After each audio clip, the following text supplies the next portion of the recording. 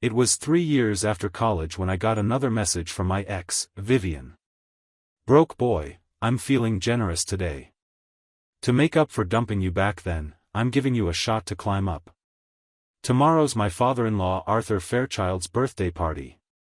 Dress like a human being and come kiss some ass." After we broke up, she married into the Fairchilds, Riverton City's wealthiest family. Ever since, she'd been sending me crap like this every few months. Invitations disguised as insults. Pity dressed up as charity. I glanced at the message. No expression. Deleted.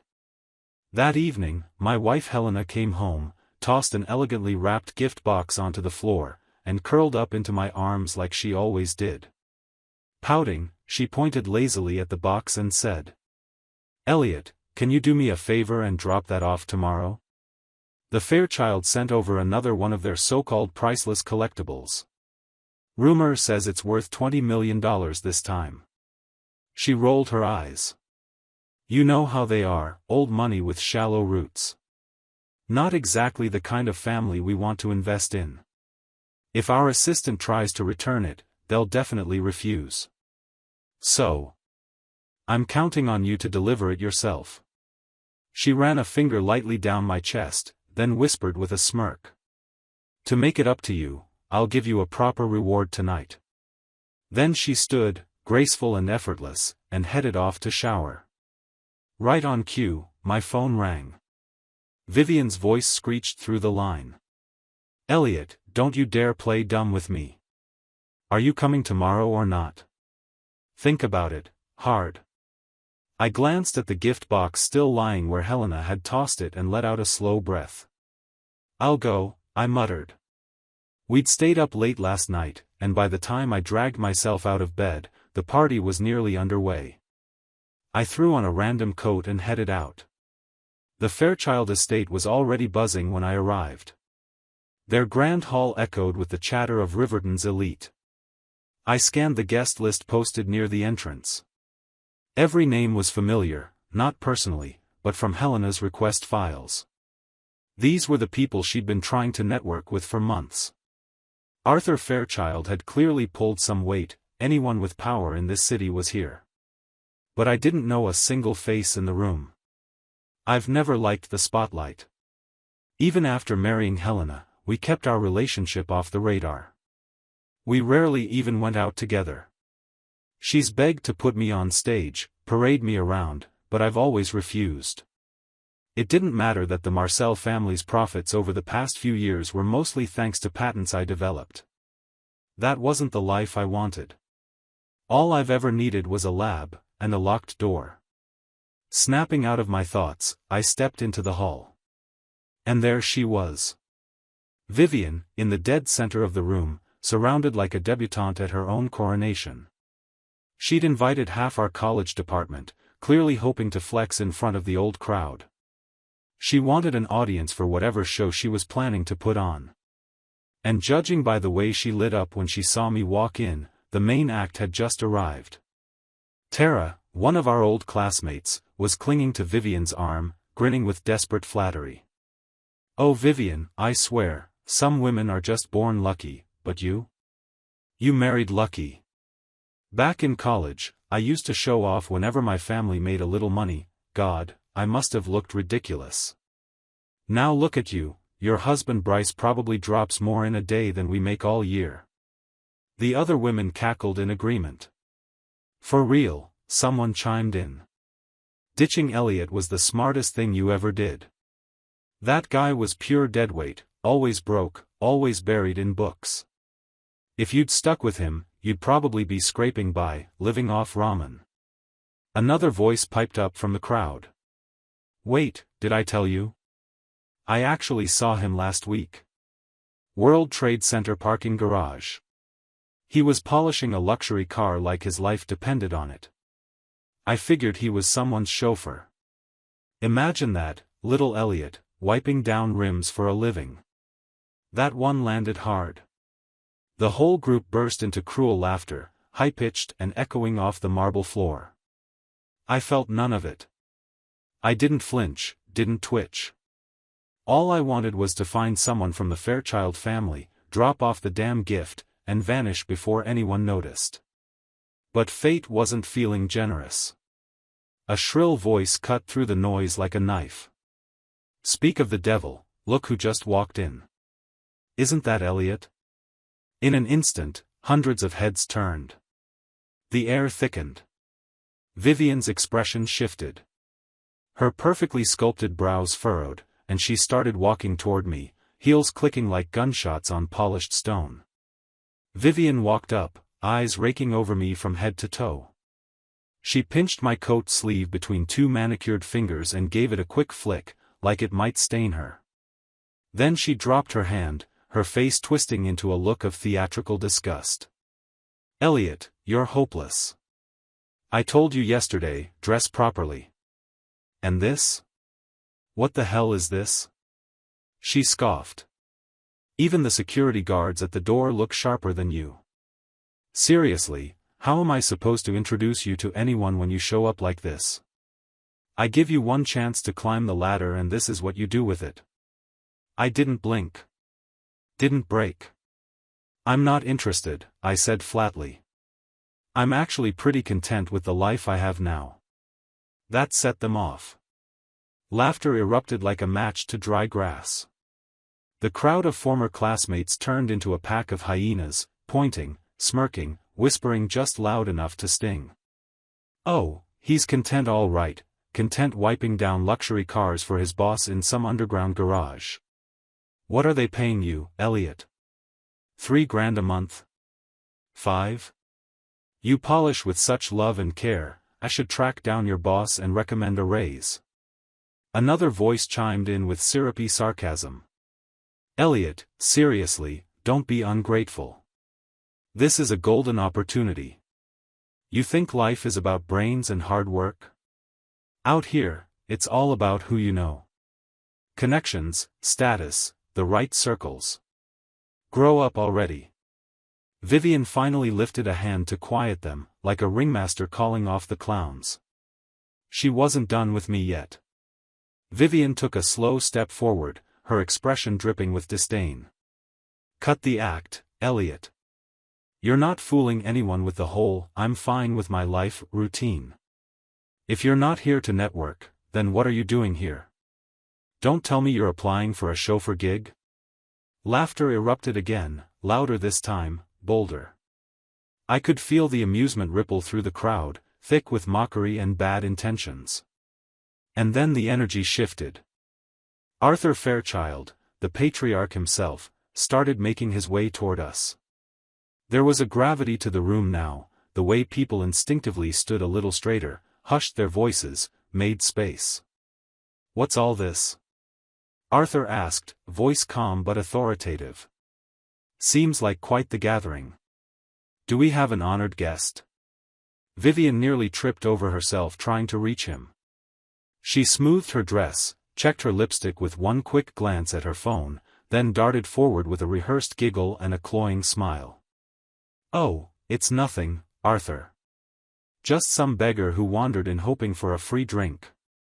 Hardly a guest of honor. The wind's picking up, why don't I walk you back inside?" I ignored her completely.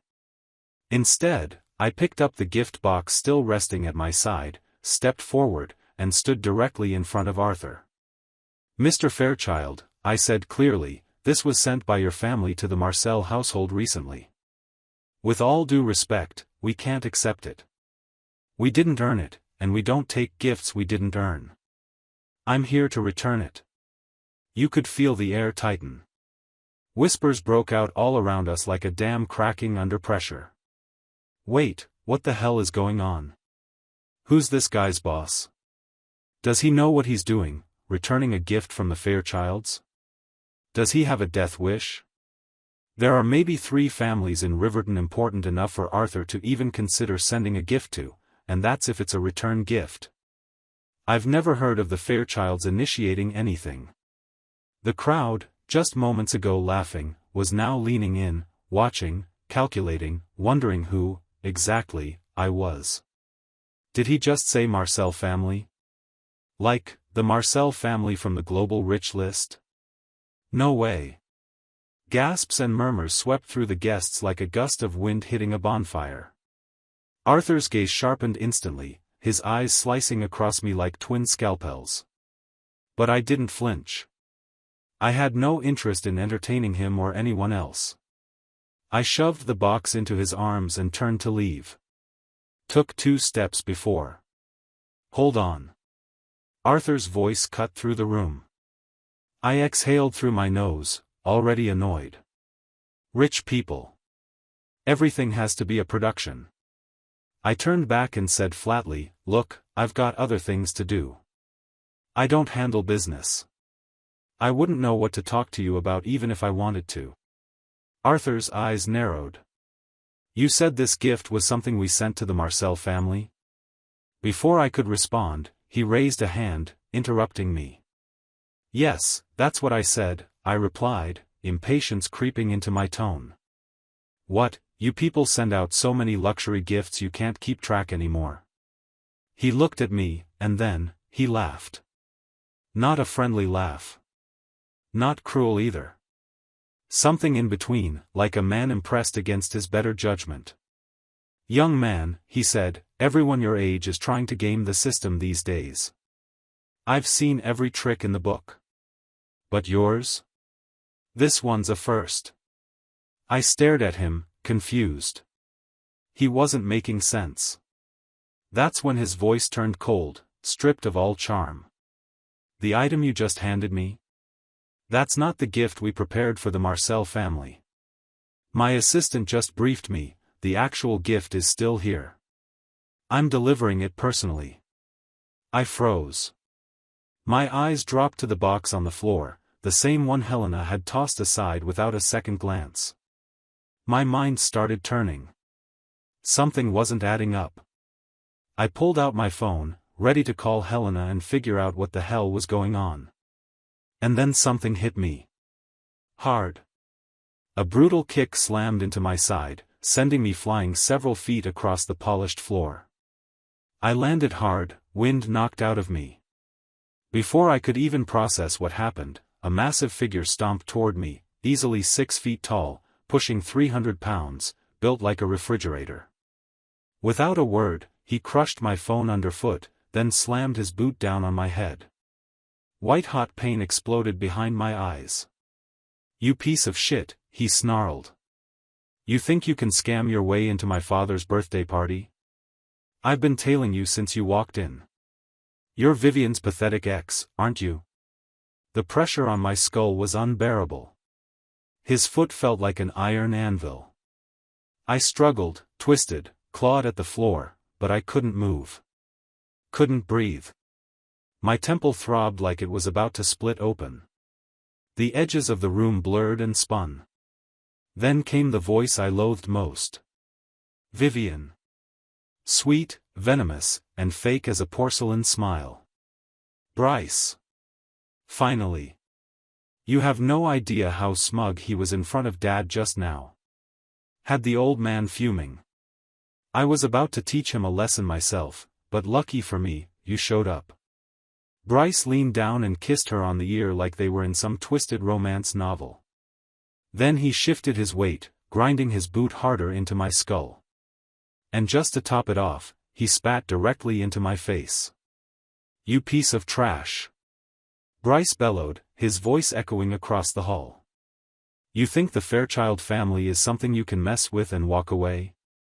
Today is my father's 60th birthday, and you had the nerve to ruin his mood?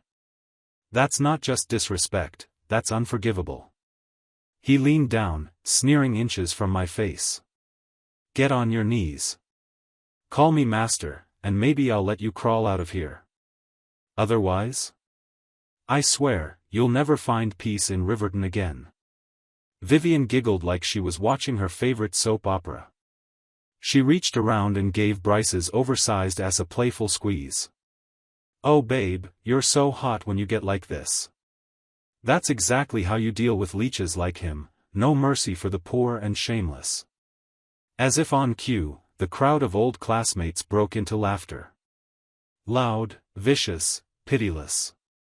"God, Elliot, you're such a goddamn loser," someone jeered. Vivian actually gave you a shot, and this is how you repay her?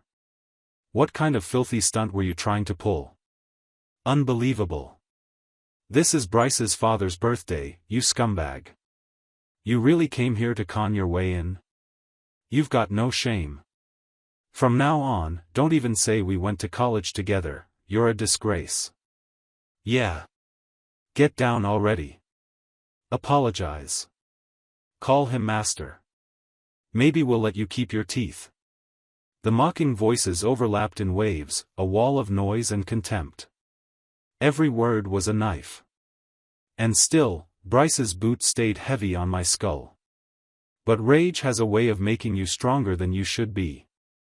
With every ounce of strength I had left, I braced my arms, twisted hard, and shoved.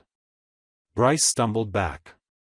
For a second, just one clean second, the weight lifted. The crowd went silent. And I got to my feet.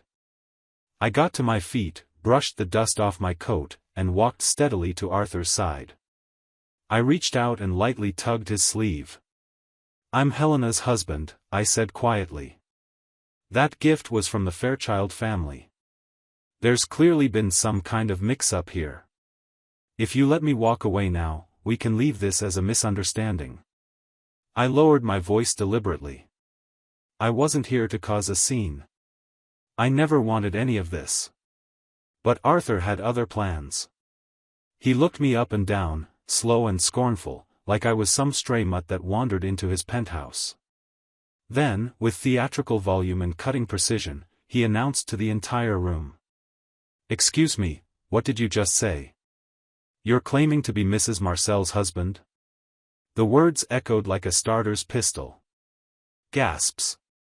Whispers. Then the laughter came crashing in, louder and more merciless than before. You've gotta be kidding me, someone howled. This guy's insane. He's pretending to be married to Helena Marcel now? Do you know how long we've been in this industry? Another chimed in. There's no way she's married. Never heard a word about it, not in any tabloid, not even in private circles. Exactly. Helena herself said at the Global Business Summit 3 years ago, when she gets married, it'll be a wedding for the ages. A once-in-a-generation event. The whole world would know. Laughter roared through the crowd like a wave breaking on concrete. They didn't just think I was lying. They thought I was delusional.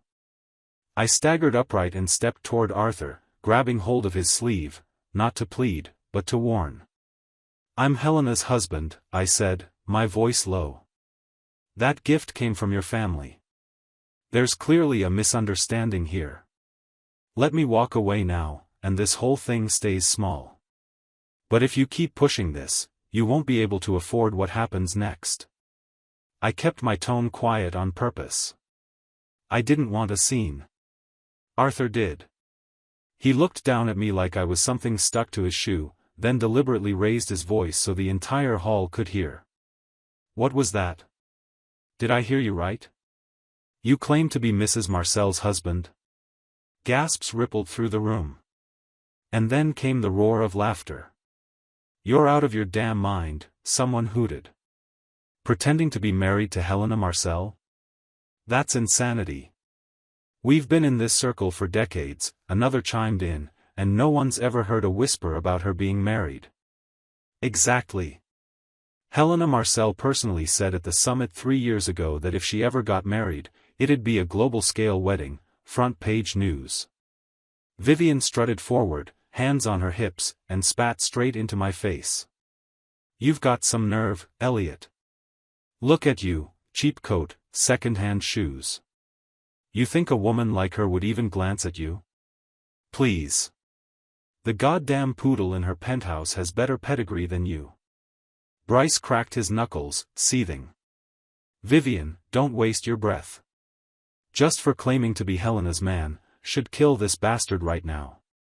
Before I could get another word in, before I could explain, he grabbed a steel rod from a nearby stage fixture and brought it down hard on my leg. Pain shot through me like lightning. My knee buckled. I collapsed with a strangled cry. Then Arthur stepped forward and, crack, slapped me across the face. "Enough of this circus," he barked. "Bryce, finish it. I don't care if this ruins the party. Teach this lying scum a lesson he'll never forget." That was the signal.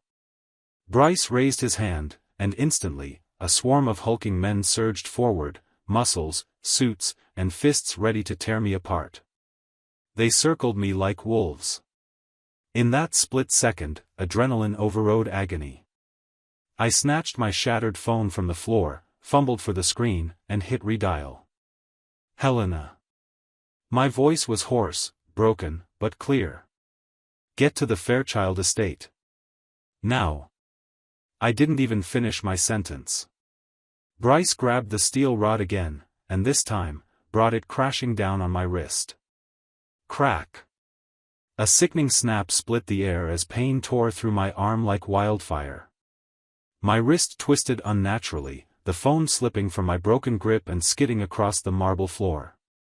"Still trying to call for help?" he roared. "Look around, asshole.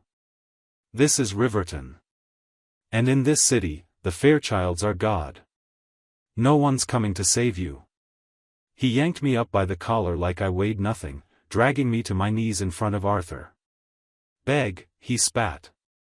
"Apologize to my father. Right here, right now." Blood was dripping from my fingertips. My arm throbbed like it had been set on fire. But I didn't look away. My eyes locked on his, wild, burning. "You want me to kneel?" I growled. "You kneel. You and your scumbag father both. If you think I'm gonna bow to either of you, you're dumber than you look. You should be thinking real hard right now, about what happens when you realize who the hell you just crossed." That hit him. For a second, Bryce just stared at me, stunned, like he couldn't compute how someone with a shattered wrist and a boot print on his face still had the nerve to talk back. In the silence that followed, Vivian stepped in. She sauntered up slowly, eyes gleaming with something cold.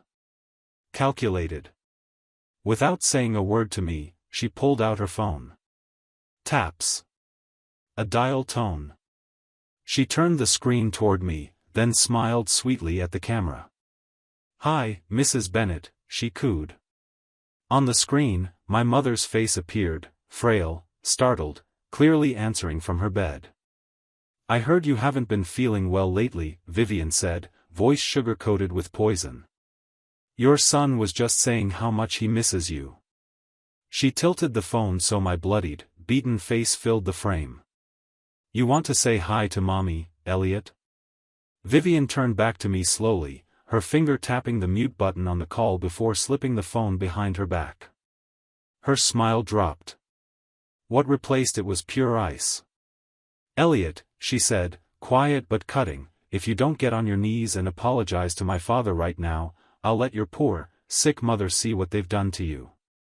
Didn't she just have heart bypass surgery a few years ago?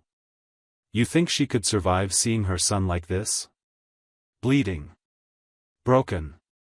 My heart clenched. When I'd been dating Vivian, my mother, Margaret, had adored her. Practically worshipped her. Treated her better than she ever treated me. Called her the daughter she never had. And now, this woman, this snake, was using my mother's life as leverage. The voice from the phone was weak but warm. Familiar. "Vivian, honey, I miss Elliot so much. Is he with you? Can I see him? Please, just a glimpse."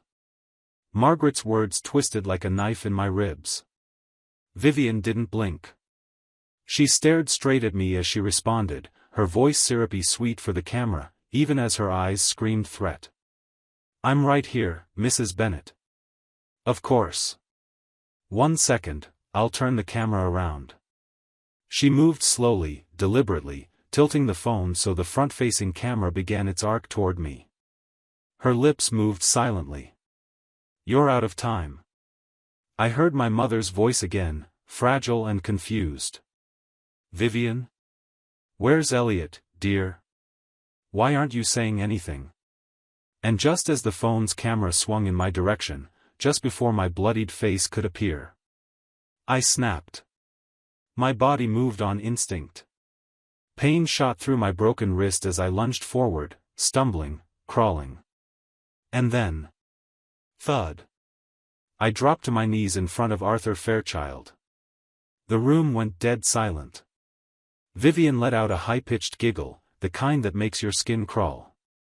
"Oh no, Mrs. Bennet, Elliot was just here a second ago," she said sweetly into the muted call.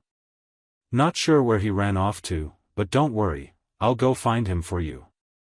Margaret's voice trembled with gratitude on the other end. "Oh, thank you, dear. You've always been such a good girl." Vivian muted the call again and turned back to me with a smirk. "You apologized to my father," she said, cocking her head, "but you haven't apologized to my husband yet. Don't worry, this time I won't make you say master." She stepped closer, eyes gleaming with malice. "Just call him Daddy. That's all." I clenched my jaw, rage bubbling under the surface like a volcano threatening to split open the ground. "Vivian," I snapped. "Margaret treated you like her own daughter. You really gonna use her like this? Where the hell is your soul?" She laughed, cold and effortless. "I'm done talking," she said, holding the phone up again like a weapon. "Now answer me, are you gonna say it, or not?" All around me, the crowd had completely lost it. They chanted in unison, drunk on humiliation and mob cruelty. "Call him Daddy. Call him Daddy. Call him Daddy." Vivian raised a hand and spread her fingers. 5 seconds, Elliot. That's all you get." She started counting down. 5. 4. 3. "Daddy." The word ripped from my throat like glass. I lowered my head, unable to face anyone, voice hoarse and cracking with shame. "Daddy." My fists clenched on the cold floor. Humiliation scorched through me like acid. My pride shattered, my body aching from every blow. But none of it, hurt as much as what I felt inside. Tears slid silently down my face. Not from pain. From hate. But Vivian wasn't done. She was drunk on power, high on humiliation. The crowd's laughter had turned her cruel streak into something savage. With a twisted grin, she reached down and grabbed my shattered wrist. I gasped in pain as her fingers dug in. "You called my husband Daddy," she said, her eyes gleaming. "Now be a good boy and call me Mommy. Just once. For old time's sake." She turned the phone toward me again. "Let Margaret see how well her precious son is doing these days," she whispered with mock sweetness. "Let her see just how lucky he got." That's when it hit me. She never planned to let me go. She never planned to let my mother go, either. Vivian smiled into the phone and began to speak in that syrupy voice my mother used to love. "Mrs. Bennet, great news, I found Elliot. He's right here. Why don't I let him say hi? He's dying to call you Mom." Her words were razors. Slowly, she rotated the phone toward me. I turned my face, tried to shield myself, anything to avoid my mother seeing me like this. But Bryce grabbed me from behind, locking me in place. His arms were iron bars. I couldn't move. Inside, something in me screamed. I watched helplessly as the camera closed in on my battered face, blood, bruises, shame. And then... a voice. Sharp. Commanding. Furious. "You bitch. Calling Margaret at this hour? Interrupting her nap? You trying to die today?" I froze. That voice. I knew it like the beat of my own heart. Silas. Helena's personal bodyguard. A shadow that never left her side. I exhaled, just once, and felt my spine straighten. A door slammed open behind us, and Silas marched in like a war general, with a full security detail in tow. Dozens of footsteps echoed through the hall, boots striking marble with finality. Before Vivian could even react, someone snatched the phone clean from her hands. Silas held the phone steady, bowed his head slightly, and addressed the woman on the screen with unwavering respect. "Mrs. Holloway," he said, his tone crisp and formal, "Mr. Holloway is currently occupied. As soon as he's free, I'll make sure he returns your call personally. But moving forward, you can ignore any calls from this number." On the other end, my mother smiled gently, the lines in her face softening. She trusted him completely. For years, when Helena and I were buried in work, Silas was the one who visited her. Sat by her hospital bed. Took her to checkups. Made sure she was never alone. He was family, in every way that counted. "All right, I understand," she said kindly. "Thank you, Silas. Go on now, I won't keep you." And with that, the screen went dark. The silence that followed was suffocating. No more laughter. No more taunts. Just the low hum of whispers beginning to ripple through the room like a rising tide. "Wait a second, isn't that Silas? The guy who's always with Mrs. Marcel? Did you hear what he called him? Mr. Holloway? You don't call a driver Mr. Holloway. No way. Could Elliot actually be, married into the Marcel family? Hold on. Remember that day I saw him wiping down a car in the WTC garage? I ran the plate just now, that wasn't just any car. That was Mrs. Marcel's car. That doesn't make sense. Why would a guy like Silas show that kind of respect to a chauffeur?" Exactly. He's not just a driver. He's something else. Something bigger. A shift was happening. The same mouths that had screamed for my humiliation were now stumbling over each other to reframe the narrative. And for the first time all night, they were afraid. Silas ignored the whispers rippling through the hall. He moved with calm precision, unlocking Vivian's phone and swiftly deleting Margaret's contact information from the device. Then he crossed the floor to me and knelt down, slipping an arm under my shoulders to help me up. He took one look at the blood on my face, the way I could barely stand, and his expression twisted into a rare, human kind of guilt. "I'm so sorry, sir," he said quietly, urgently. "I should have been here with you. I never imagined the Fairchilds would be this stupid. I've brought your private medical team. They're waiting outside, I'll have them check you right away." No sooner had the words left his mouth than the doors swung open again. Dozens of men and women in white coats rushed in, an entire medical unit, not just a single doctor. Top-tier professionals, dressed for triage and ready for anything. The room was stunned. Bryce blinked, disoriented, watching the flood of physicians close in around me. He was used to people fearing his name, his money. But this was something else entirely. He wasn't used to being outclassed. He stepped forward, snapping his fingers to rally his entourage, who quickly formed a blockade around the doctors. Then he stomped up to Silas, jabbing a thick finger hard into his chest. "Who the hell do you think you are?" Bryce barked. "You got a death wish, showing up here and meddling in Fairchild business? You calling us stupid?" He leaned in, spitting rage. "I don't care who you're working for. You crossed the line tonight. And I promise, you're gonna feel it. I'll bury you myself." He turned slightly, ready to gesture for his men to move in. But he never got the chance. Before his hand could even rise, Silas reached out and snapped his wrist into a lock, fast, silent, brutal. Bryce gasped. His knees buckled. And just like that, the arrogance drained from his face. In the blink of an eye, Silas twisted Bryce's wrist again, this time sharply, deliberately. Crack. A sickening snap echoed through the hall, followed by Bryce's scream, raw, high-pitched, humiliating. You could hear bone shatter. Silas didn't flinch. He was Helena's most lethal asset, hand-picked from her private mercenary unit in Mexico. Among killers, he was the one they all feared. Bryce? He wasn't even a warm-up. Even 10 Bryces wouldn't have made a difference. Silas stared down at him, his voice low, cold, and lethal. "You had the balls to touch Mr. Holloway," he said.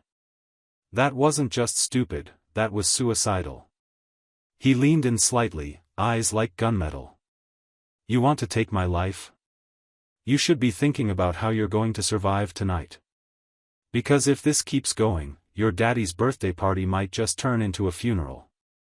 Bryce whimpered, cradling his broken wrist, still in Silas's grip. He was furious. But more than that, he was terrified. His men, the Fairchild security team, were already surrounded, each one frozen in place by the heavily armed professionals Silas had brought. Nobody dared step forward. Meanwhile, the doctors worked swiftly. After a quick examination, they returned with kits and gear, setting up an on-the-spot treatment station around me. Calm. Efficient. Professional. For the first time all evening, Arthur finally stepped forward, his face unreadable, but his pride visibly stung. He looked directly at Silas. "I've seen you before," he said slowly. At Helena Marcel's side. "You came here today like some damn warlord. You've made your point, sure, but don't think I'm scared of you." His voice got firmer, sharper. "I've lived through more than you can imagine.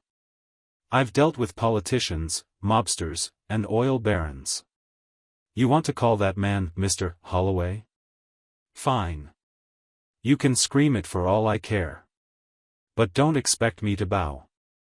He pointed toward Bryce, still writhing in pain. "You just broke my son's wrist. This doesn't end here. I don't care who you work for. If word of this gets out, the Fairchild name won't survive another week in Riverton. So no, this doesn't get swept under the rug." Arthur took one step closer, eyes hard. "You leave me no choice, Silas. I'm going to handle this my way." Arthur didn't say another word. He just pulled out his phone and made a single call. Seconds ticked by. Then, thunder. The doors burst open, and hundreds of men in black suits flooded the hall like a private army. Boots slammed against marble. Earpieces, reinforced shoulders, blank faces. Trained muscle. Bryce's confidence snapped back instantly. He straightened up, grinning through the pain, and pointed at Silas with his good hand. "You're so dead, you dumb bastard," he spat. "You mess with the Fairchilds, you're digging your own grave. Tonight, my father's gonna show you what real power looks like." But Bryce didn't get to finish his triumphant rant. Because Silas tightened his grip. Hard. And then. A scream. High. Sharp. Bone deep. It echoed through the entire hall like a siren. Bryce dropped to his knees. His face turned white. He howled like a man on fire. Arthur had finally had enough. He turned, eyes wild, and barked at the men who had just entered. "Now! Take them down. Make them pay for this." The black suits surged forward. Hundreds of them. All charging straight at me, and Silas.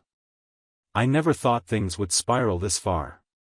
And I was sure Helena hadn't expected it either. That the Fairchild father and son had survived this long in the business world? Honestly? A miracle. But I didn't have time to reflect. Silas didn't flinch.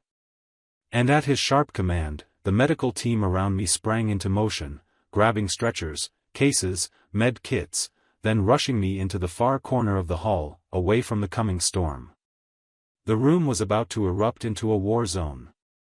And Silas stood right at the center of it. Silas's men collided with the Fairchild security force, and in an instant, the grand ballroom descended into absolute chaos.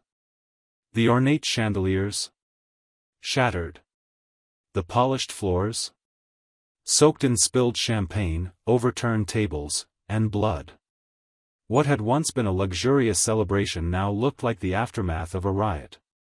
The guests didn't run. They didn't scream. No, they watched. And then, unbelievably, they picked sides. One corner started cheering for Silas's men. Another placed bets. Money exchanged hands. Drinks were raised. Some even laughed. No wonder Helena once told me Riverton's business circle was corrupt beyond repair. She was right. In a place like this, of course the Fairchilds could become the city's richest family.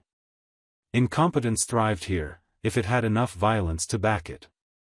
But Silas, as capable as he was, couldn't fight off hundreds alone. And more than that, Helena and I had never treated him like a bodyguard. We treated him like family. Like a younger brother. I couldn't bear to watch him bleed for me. But we couldn't call the police, not in this town. Not with these people. So I acted fast. I grabbed a phone from one of the doctors and redialed Helena. The call had barely connected when I heard it.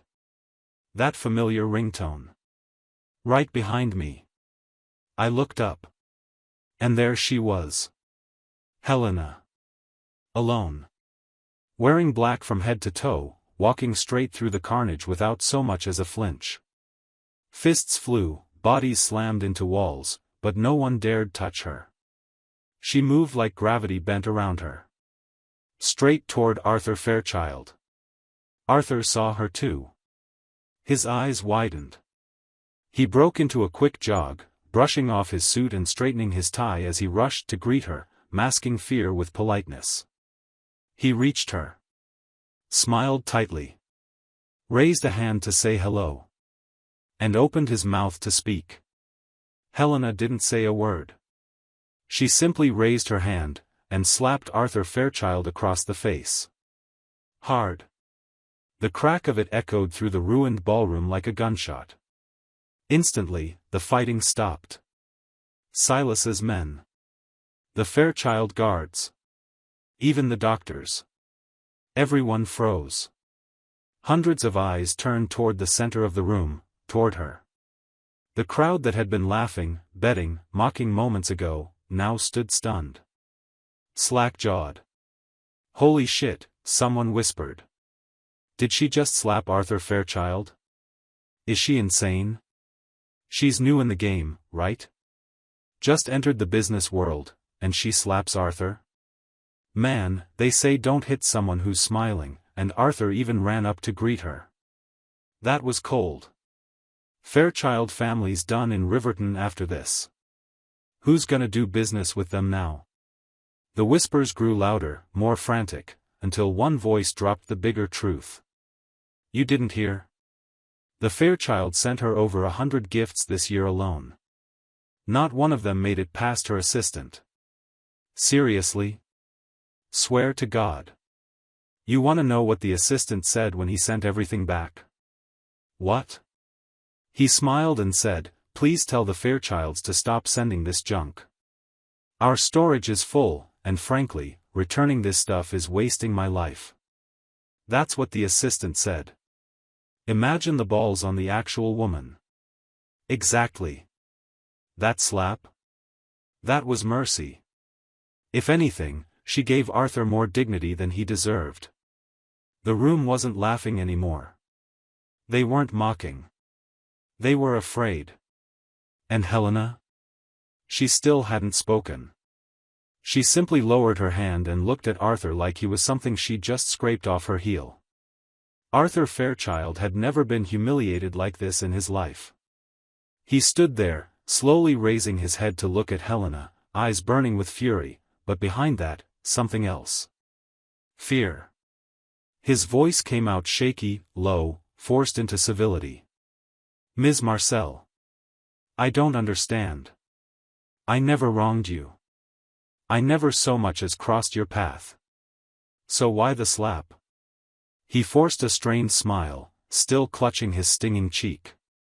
You hit me, fine, I won't protest. But at least give me the courtesy of knowing why.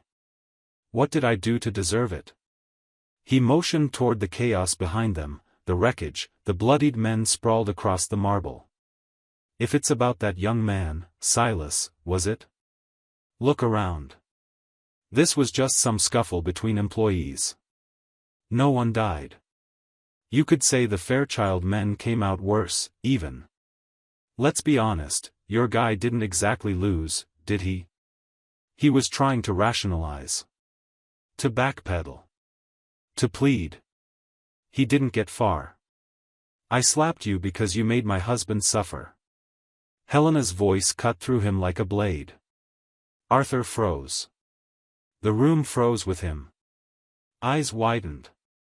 Mouths opened, but no one dared to speak. He stared at her, blankly. Your husband, he echoed. You're married? His voice cracked slightly as he stumbled over his own disbelief. What's his name? He asked, though he already feared the answer. Who is he? Helena's gaze didn't waver. Her tone didn't rise. She just stared at him like he was the dirt under her heels. And said, slowly, clearly. My husband is Elliot Holloway. The name fell like a bomb. And the room went still. No whispers. No gasps. Just silence, pure, stunned silence. As if every ounce of air had been sucked out of the building. For a long moment, no one moved. Then, Vivian pushed her way out of the crowd, stumbling slightly as if the weight of the truth had thrown her off balance. Her face was pale. Her voice trembled. Say it again, she said, barely above a whisper. Who did you say your husband is? Helena turned her gaze on Vivian, cold, unblinking, merciless. Then, slowly, deliberately, she replied. Elliot Holloway. She looked around, raising her voice just enough to command the entire room. Did everyone hear that? She said, crisp and unshaken. My husband is Elliot Holloway. The effect was immediate. The silence shattered. No way, no way. Elliot wasn't lying. He's really married to Helena. What kind of insane luck is that?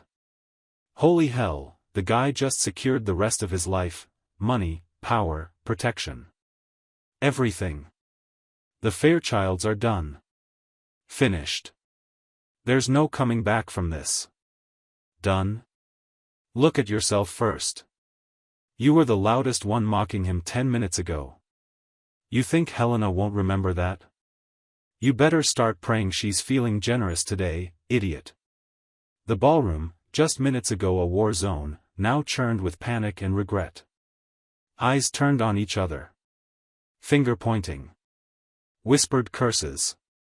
People distancing themselves from the mess they helped create. And at the center of it all. Vivian. Her lip twitched. Her jaw clenched. The corners of her mouth spasmed like she was trying to smile and scream at the same time. But no sound came out. She was cracking. In front of everyone. Vivian took a shaky step forward. Her voice broke as she tried to piece her world back together. Ms. Marcel, she whispered, you must have been tricked. Elliot's just a broke loser, he's got nothing. A sick mother at home, no money, no future. How could someone like you ever marry someone like him? She didn't get to finish the sentence. Helena slapped her. Hard. A sharp, echoing crack across the face. That, Helena said coldly, was from Margaret. Her eyes narrowed, voice dropping like a blade. Silas told me what you did. You called his mother. You used a sick, elderly woman to threaten my husband? You've got some fucking nerve. Helena had trained in combat since she was a child. And she never slacked.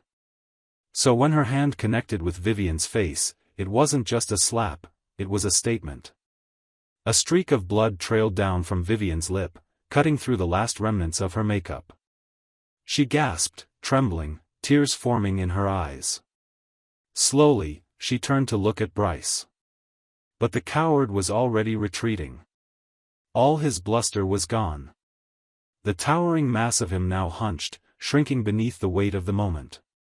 He wouldn't even look at her. Vivian's mouth opened, maybe to cry out, maybe to plead. But Helena didn't wait. She slapped her again. This time, she didn't come empty-handed. A thick silver ring glittered on her finger, laced with fine steel studs, designed for pain. When her palm collided with Vivian's cheek, it tore through skin. Blood slashed across her face in vicious streaks, perfect lines on what used to be her greatest asset. The room didn't make a sound. Not one. Helena locked her eyes on Vivian, ice cold, burning with fury. "That last one," she said. "That was for Elliot." Her voice thundered through the stunned silence of the room. "You left him for money? That alone deserved a slap. All those years of rubbing your so-called perfect life in his face? That deserved another." She stepped closer. "But what really earns you this third one, what makes you absolute filth, is that you made him kneel. You made my husband kneel before your pig of a father and your pathetic excuse for a husband." She pointed at Bryce, who flinched. "You think you're someone? You think the Fairchilds are something? You're a joke. All of you." Her voice cracked, not with weakness, but with rage barely restrained. "My husband knelt because of his mother. Because he's loyal. Because he has honor. And you used that against him, used his love as a weapon to humiliate him in front of strangers." Her tone dropped to a growl. "You're not just trash. You're worse. You're animals. And even that might be too kind." She didn't wait. Helena raised her arm once more and slammed another open palm across Vivian's other cheek. Crack. The force snapped her head sideways. Blood smeared fresh across her jaw. Vivian, once the perfect, polished queen bee, was now a ruin. Her once beautiful face, her prized weapon, was wrecked. Red, swollen, slashed open. Gone. And Helena? She didn't even look winded. She scanned the wreckage of the ballroom, the useless men, the terrified guests, the ones who had laughed hours ago. Then she saw me. And everything in her face changed. The fire, the fury, all of it gave way to something raw. She ran. Helena rushed toward me, heels clicking over broken glass and blood-stained tiles. She dropped to her knees beside me, cupping my bruised face in both hands. Tears welled up in her eyes, not of rage this time, but of something far more painful. Guilt. "I'm so sorry, baby," she whispered. "I didn't think. I never imagined they'd be this stupid, this cruel. If I'd known, I never would have let you come here. I swear. But I knew. I had always known. These years, every message from Vivian, every arrogant text dripping with fake pity, Helena had seen them. She never said a word. But she remembered. And today, she wanted me to stand in front of all of them, the woman who abandoned me, the classmates who mocked me, and take back what they tried to strip away. My name. My dignity. And she made sure they'd never forget it. The truth is, I'd seen the suit. This morning, when I got up, it was hanging there, perfectly pressed, waiting. A custom-tailored piece Helena had hand-picked for me. Next to it, on the marble counter, was the key to the limited edition sports car she'd spent 6 months tracking down for my birthday. She never said a word. But I knew what she was trying to say. And still, I left the suit untouched. Grabbed the keys to a regular sedan. Wore an old jacket. Kept my head down. Because that's just who I am. I've never liked showing off. But I never expected things to spiral this far. Never imagined this night would end in blood and humiliation and war. Helena wasn't even supposed to be in the country. She had a major international summit scheduled today, something that had taken months to prepare. And she'd dropped it. Delayed everything. Just to be here. My heart twisted with guilt. I looked at her, cradled against my chest, and murmured, "This is my fault. I should have listened.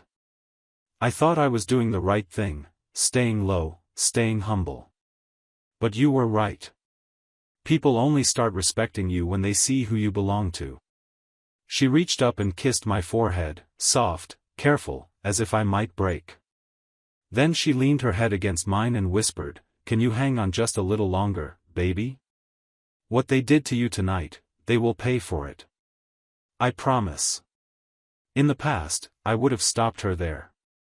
I would have told her not to waste time on revenge. That dignity didn't come from violence. But tonight changed something in me. I saw what people become when they think you have no one behind you. And now I understand something I didn't before. Sometimes, mercy isn't kindness. It's permission. These people, these vultures who only respect what they can exploit. If we don't make them remember tonight, they'll go right back to tearing someone else apart. The doctors had finished tending to my wounds. The bleeding had stopped. The shame, though, that would take longer. Still, I stood. Nodded to Helena. And she understood immediately.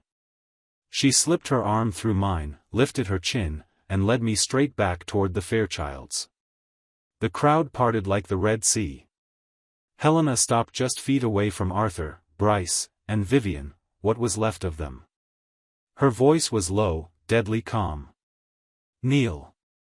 The word landed like a gunshot. Her hand never left mine. "All of you," she added. "Kneel." To Elliot. Vivian whimpered, still dazed, her face streaked with blood and mascara. Bryce, still cradling his shattered wrist, had a flicker of defiance left in his eyes. But before anyone else could speak, Helena raised her voice again. Sharper now. "I don't do 5-second countdowns. I count to 3. Her eyes scanned them all, cold as steel. "And if you're not on your knees by then, the Fairchild name disappears from Riverton's business registry within the hour. Every contract. Every vendor. Every asset. Gone." The silence was thunderous. Vivian blinked, still frozen in the ruin of her own pride. Bryce gritted his teeth, looking around as if hoping someone might still have his back. No one moved. And then Arthur stepped forward. Tears welled in his eyes. His hands trembled. He looked at me, and for a moment, I could almost see the man he used to think he was, powerful, untouchable. "I'm sorry," he whispered. And with a hollow thud, he dropped to his knees. The room gasped. No one had ever seen this before. The Fairchilds had ruled Riverton for decades. Their security guards didn't even bow. And now, their patriarch was on his knees in front of me. Because Helena said so. Because I was no longer a name to laugh at. Because I had a name they couldn't survive without. But Helena wasn't finished. She leaned down slowly, her voice low and venomous as she stared into Arthur's hollow, broken eyes. "Bow your head," she said. "And call him grandfather." A gasp rippled through the room like a shockwave. "Make Arthur Fairchild, one of the city's most powerful men, call me grandfather." Even I felt the air freeze. But Helena didn't blink. She meant every word. Bryce finally snapped. His voice trembled, shaking as he pointed a trembling finger at Helena. "Ms. Marcel, please. I know the Fairchild stepped out of line tonight. We were wrong. But you've made your point. Letting my father, an old man in his 60s, call your husband grandfather?"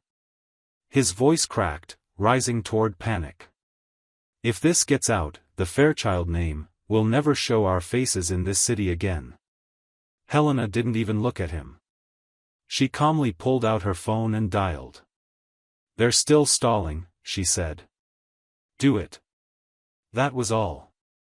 2 minutes later, the Fairchild CFO burst through the back entrance, suit disheveled, his face pale and soaked with sweat. He sprinted toward Arthur, knees nearly buckling, then fell to the ground beside him, sobbing openly. It's gone, he wailed. In just the last 2 minutes, 500 million. Our market cap just evaporated. People are pulling out. It's a massacre. Arthur let out a sound no one had ever heard from him before. Not a word. A howl. The kind of sound a man makes when he watches everything he built turn to dust. He turned slowly, grabbed Bryce by the collar, and dragged him back to the floor beside him. Then he looked up at me, face soaked, jaw shaking. And with a voice full of pain, he said, "Grandfather. I'm your grandson." Bryce followed, blubbering incoherently, snot and tears dripping down his face. "Grandpa. I'm sorry, I'm your grandson, okay? Please, just make it stop." "And Vivian?" She cracked completely. Kneeling on the floor, eyes empty, she began repeating it like a chant. "Grandpa. Grandpa. Grandpa." Over and over. The ballroom was silent but for their voices, fractured and desperate. And Helena, finally, smiled. A small, satisfied curve at the edge of her lips. Justice, delivered. That slight smile, just a flicker at the corner of Helena's mouth, didn't go unnoticed. Arthur saw it. And it broke him. He dropped lower, crawling forward on bloodied knees, gripping the hem of Helena's coat like a drowning man clinging to driftwood. "Ms. Marcel," he begged, voice shredded, "please, you've made your point. Haven't you? This is enough. Please, let the Fairchilds go. Let us live." Helena looked down at him, emotionless. Then she kicked him off with the heel of her shoe. He landed flat on his back. Helena pulled out her phone. "Keep dreaming," she said, voice like frost. "I'm done wasting time on stupid people." She didn't need to yell. She didn't threaten. She simply made a call. And this time, it didn't take long. The CFO answered. Listened. Then crumpled. He collapsed to the floor like a man shot in the chest, his voice barely a whisper. "It's over. The Fairchilds are finished." Just like that. 2 sentences. 1 woman. A dynasty gone. Arthur screamed. Not in rage, but madness. He stared up at Helena, spittle flying from his lips. I knelt. I called him grandfather. I did everything. Why won't you stop? What more do you want from me? Helena smiled again. But this time, it was colder. Sharper. You should ask your lovely daughter-in-law, she said smoothly. My husband knelt. He begged. And she still used his mother, Margaret, as leverage. She tilted her head. Don't ask why I won't stop. Ask why she didn't. Arthur's eyes rolled. He swayed. And then. He dropped. Unconscious. The silence was suffocating. The next time I heard anything about the Fairchilds was 3 days later. They were officially bankrupt. Arthur Fairchild died in the hospital after suffering a stress-induced stroke that doctors couldn't reverse. Bryce cracked. He wandered the streets of Riverton in torn clothes, staring at strangers, calling them Grandpa over and over, like a broken record. And Vivian? Vivian ended up on the sidewalk outside a metro station. Her face scarred. Her clothes filthy. A paper cup in her hands. She begged passers-by for change, muttering through her teeth like she'd forgotten how to speak. No one looked twice. The same people who once feared the Fairchilds now stepped over them like trash. And me? I walked through the city beside my wife. No suit. No car. Just Helena's hand in mine. And for the first time in years, maybe ever, I stood tall. That very night, Helena went public with our relationship. She didn't hold back. On every platform, news outlets, business channels, social media, she posted a long, personal letter. In it, she made one thing clear. The Marcel family empire didn't rise on her strength alone. Half of it, at least half, was because of me. Because of my work. My vision. My silence. My patience. She wanted the world to know the truth. But me? I still didn't care for the attention. The titles, the headlines, the overnight flood of respect, none of it moved me. And yet, things changed. When I walked outside now, people looked at me differently. They stepped aside. They nodded. Some even whispered my name like it carried weight.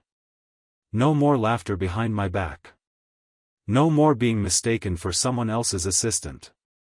It was strange. Not good. Not bad. Just strange. And maybe that's what haunted me most. The cruelty I'd endured didn't come from monsters.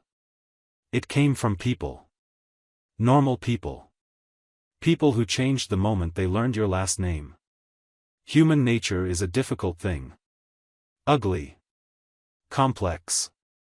Conditional. But at least now, I understood it. And I would never forget.